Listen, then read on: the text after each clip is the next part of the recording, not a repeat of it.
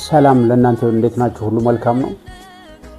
ዛሬ በጣም ጠንከር ስላለ ጉዳይ መናገር ፈልጌ ነው የመጣሁት። ክብር ለጌታ ለኢየሱስ ይሁን። አንድ በሽታ አለ ካሻኮር የሚባል። ይህ ካሻኮር የሚባል በሽታ ዋና መነሻው የቫይታሚን እጥረት ነው። የሚከሰተው ደግሞ በተለይ በህፃናትና በታዳጊዎች ላይ ነው። ይህ በሽታ የሚያጠቃው ደግሞ የውሃ መከማቸት በሰውነት ክፍላቸው ላይ የውሃ መከማቸትን ይፈጥርና ሆዳቸውን ያለቅ ይነፈዋል። መንፋት ብቻ አይደለም፣ ይሄ ጊዜያዊ መንፋት አይደለም።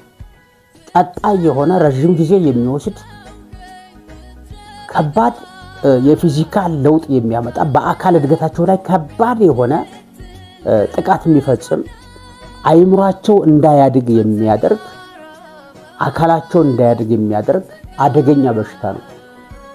ለእይታ እግሮቻቸው ቀጭን ሆነው እጆቻቸው ቀጭን ሆነው መካከል ላይ ሆዳቸውን ይነፋና ያልተፈለገ ገጽታ ለሰውነታቸው ይሰጣል። የሚያስጠላ በሽታ ነው። አካል እንዳያድግ ያደርጋል ማለት ነው። አይምሮ እንዳያድግ ያደርጋል ማለት ነው። መነሻው እንዳልኳችሁ ምንድነው? የቫይታሚን እጥረት። አሁን ስለ ካሻኮር በሽታ እንደ ሕክምና ባለሙያ ላብራራላችሁ አይደለም የመጣሁት። ስለ መንፈሳዊ ካሻኮር ማውራት የፈለኩት፣ ስለ መንፈሳዊ ቅንጭርና ነው ማውራት የፈለኩት። መጽሐፍ ቅዱስ ላይ በዕብራውያን ምዕራፍ 5 ቁጥር 12 እና 13 ላይ እንደዚህ ይላል፣ ከጊዜው የተነሳ አስተማሪዎች ልትሆኑ ሲገባችሁ አንድ ሰው ስለ እግዚአብሔር ቃላት የመጀመሪያ ያለውን የሕፃንነት ትምህርት እንዲያስተምራችሁ እንደገና ያስፈልጋችኋል ይላል። የሚያስፈልጋችሁን ወተት ነው እንጂ ጠንካራ ምግብ አይደለም ይላል። የዕብራውያን ጸሐፊ ለነዚህ ለሚነግራቸው ሰዎች እየነገራቸው ያለው ክርስቶስ ኢየሱስን ካወቃችሁ ረጅም ጊዜያችሁ ነው።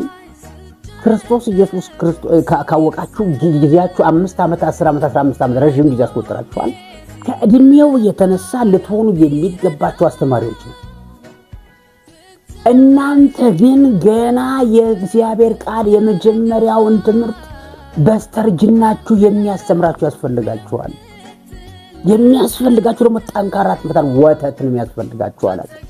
ለምን? ቀንጭረዋል። መንፈሳዊ ካሻኮር ይዟቸዋል።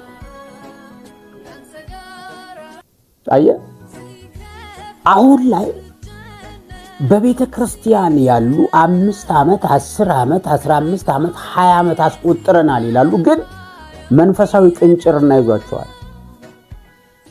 የዛሬ 10 ዓመትና 15 ዓመት የማውቃቸው ሰዎች የዛኔ ባሉበት ደረጃ እንኳን የሉም። ከዛ ሁሉ ወርደው ጭራሽ ቀንጭረው አገኘዋቸው።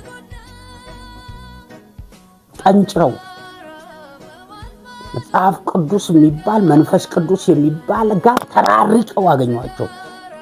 መንፈሳዊ ካሻኮር ይዟቸው አገኘዋቸው። አስተማሪዎች ሊሆኑ ሲገባ፣ ጠቃሚዎች ሊሆኑ ሲገባ ያሉበት ደረጃ እጅግ በጣም ሩቅ ነው። ስለዚህ የምላችሁ አንድ ነገር ነው። ይህ የእግዚአብሔር ቃል ከጊዜው የተነሳ አስተማሪ የሚያደርግ ነው። ከጊዜው የተነሳ ከፍተኛ የእግዚአብሔር ሰው የሚያደርግ ነው። ከጊዜው የተነሳ በጽድቅ የሚያመላልስ ነው። ከጊዜው የተነሳ በፍቅር የሚያመላልስ ነው። ከጊዜው የተነሳ የሚያበቃ ነው። እነዚህ ውስጥ ከሌላችሁና የእግዚአብሔርን እውነት ረስታችሁ የመንደር አለሌ ከሆናችሁ መንፈሳዊ ቅንጭርና ወይ ደግሞ መንፈሳዊ ካሻኮር ይዟችኋልና በጌታ በኢየሱስ ክርስቶስ የስም ስልጣን ከዚህ እውነት በኢየሱስ ክርስቶስ ላትለያዩ መንፈሳዊ ቅንጭርና ከእናንተ ላይ ይነሳ።